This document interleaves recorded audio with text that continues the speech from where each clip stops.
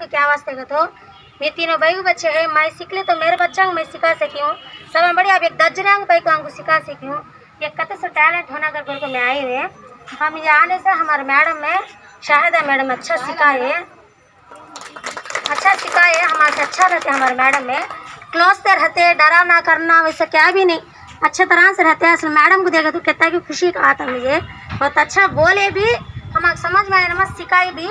उसको आज मैं VRO संस्था को मैं सलाम करती हूँ। మేడం పద్మ మేడం ముందుగా నేను పద్మ అంటే లే ఎవరో